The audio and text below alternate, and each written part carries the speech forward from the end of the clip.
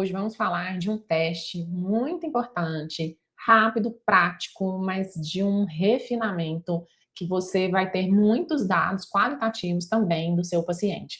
Teste de fluência verbal. A fluência verbal é uma habilidade muito refinada do cérebro, do ser humano, que é a habilidade de evocar o tempo todo palavras, organizar essas palavras e depois ir formando frases e discursos. Na prática, a gente tem alguns testes direcionados para essa habilidade de se organizar, de se planejar para formar uma lista de palavras verbalmente, que é justamente o teste de fluência verbal. Eu sou Carol Lacerda, fonoaudióloga, especialista em neuropsicologia. Já me segue no canal para você não perder nenhum vídeo, porque toda semana tem um conteúdo sobre o funcionamento do cérebro. Então, o teste de fluência verbal, ele tem alguns subtipos. Eu vou falar aqui de dois deles.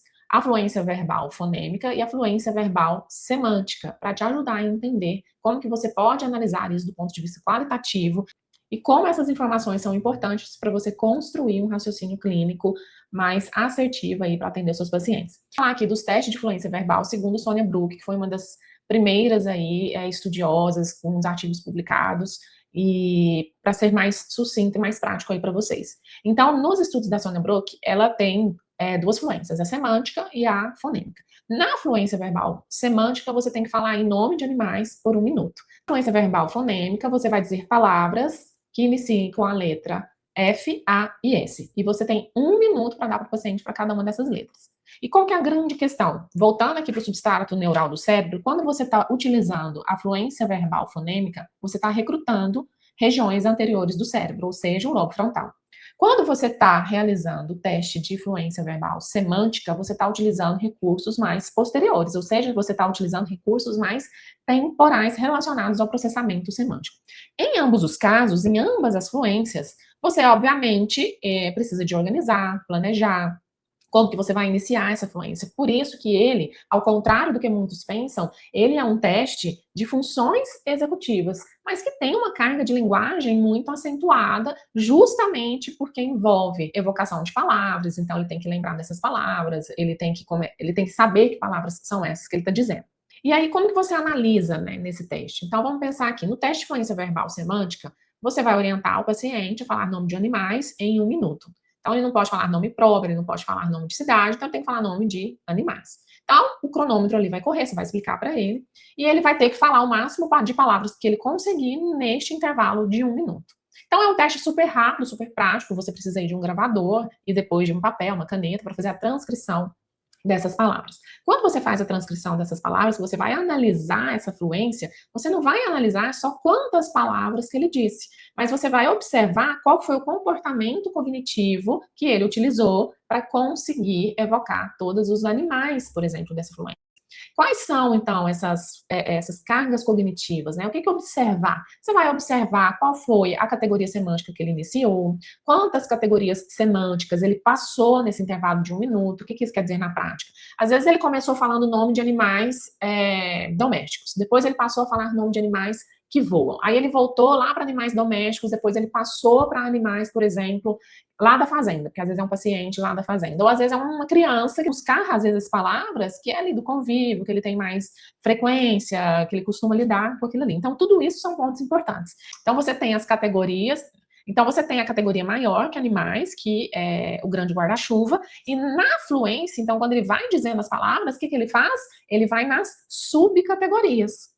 Então, cada subcategoria desse é um cluster, então é um grupo, concorda? Então, você vai identificar quantas subcategorias ele acessou, quantos clusters ele acessou e quantas trocas ele fez de categorias. Porque às vezes tem paciente que fica intervalando ou animais domésticos ou animais selvagens. Mas tem outros que não. Tem pacientes que ele vai animal selvagem, depois do mar, depois do ar, depois volta para o selvagem, depois vai para o doméstico. Então, ele tem vários clusters e ele troca várias vezes esses clusters. E por que essa informação qualitativa é importante? Porque vai dizer muito da flexibilidade, vai dar muita informação sobre carga semântica, sobre direcionamento desse raciocínio que ele está fazendo ali o tempo todo. Então, são informações qualitativas muito importantes, no caso de animais, desse estoque semântico dele. Semântica. Quando você vai para a fluência verbal fonêmica, Sons, gente, lembra sempre disso, processamento fonológico, evocação, emissão. Então você está falando dessa rede frontal, especificamente do giro frontal posterior, que é todo o sistema de área de Broca. Então existe um estoque fonológico presente aqui, que ele vai resgatando esses sons e essas palavras, por quê? Porque tem uma regra, que comece com a letra F, A e S. Então, já é uma carga cognitiva até maior para esse paciente. O esforço cognitivo que ele vai fazer é muito maior, porque ele também não pode falar nome de pessoas, nome próprios e nem nome de cidade. Então, tem que ir com palavras. Então, amor, ascensão, atenção. Então, são palavras que ele vai evocando o tempo todo e que vai dizer muito desse acesso lexical do paciente. Por quê? Porque é mais frontal. Quando a gente está falando de funções frontais, a gente está falando muito de habilidades de acessar o nome. E aqui já começa a primeira análise, que é importante. Assim como na de animais, aqui ele também tem os clusters. Aqui ele também faz trocas desses clusters. A palavra que o paciente vai emitindo, ele também pode fazer por categorias. Então, é importante observar qual foi a forma que ele organizou essa evocação. Por qual categoria ele começou? Por qual categoria ele mudou? Quantas vezes ele voltou para cada uma dessas subcategorias, ainda que a gente esteja falando de sistema fonológico, de palavras que iniciam com F, com A e com S. A linha de pensamento é a mesma. Mas é muito importante entender que uma baixa fluência verbal fonêmica, você precisa de entender se ele tem qual tipo de falha frontal. Se é muito atencional, se é executiva ou se é de memória relacionada ao acesso de buscar aquele nome e aquela informação. Então, são informações importantes que só uma análise qualitativa é possível, tá? Para você ter essas informações. E um ponto que é comum para os dois, para que você possa fazer essa análise de clusters, né, de subcategorias e de trocas, qual que é a análise que você vai fazer? Você pega esses 1 minutos e divide em 4 quartis de 15. Também é uma super análise para você fazer em ambos tipos de fluência. Quando você divide esse 1 minuto em quartis, você vai transcrever quantas palavras que o paciente falou no primeiro quartis, de 0 a 15, quantas que ele falou no segundo quartis, de 15 a 30, e assim, 30, 45, 45, 60.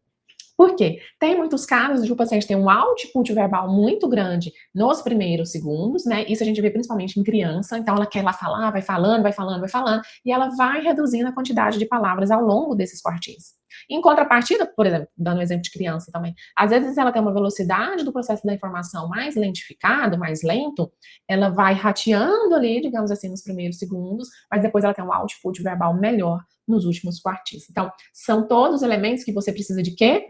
Raciocínio clínico com base de funcionamento cerebral exemplar. E é exatamente isso que, inclusive, eu ensino no meu método Raciocínio Clínico Preciso, que é uma formação em que você vai aprender toda a base neural de funcionamento do cérebro, vai aprender a aplicar, corrigir e interpretar mais de 17 testes neuropsicológicos não restritos, com aulas ao vivo, com temas muito pertinentes do seu consultório, e com os plantões quinzenais ao vivo para você tirar suas dúvidas e discutir bastante caso clínico. Então, é uma formação completa para ajudar você a direcionar o seu raciocínio clínico com neuropsicologia aplicada, garantindo aí muito mais resultados para os seus pacientes, resultados mais rápidos e, claro, você muito mais reconhecido. Então, no vídeo de hoje, o que você entendeu? Que os testes que muitas vezes você aplica, é importante demais você ter uma análise qualitativa. Aqui eu dei o exemplo do teste de fluência verbal, tanto fonêmica, que recruta áreas frontais, áreas anteriores do cérebro, quanto a semântica, que recruta áreas mais posteriores do cérebro, que é o lobo temporal.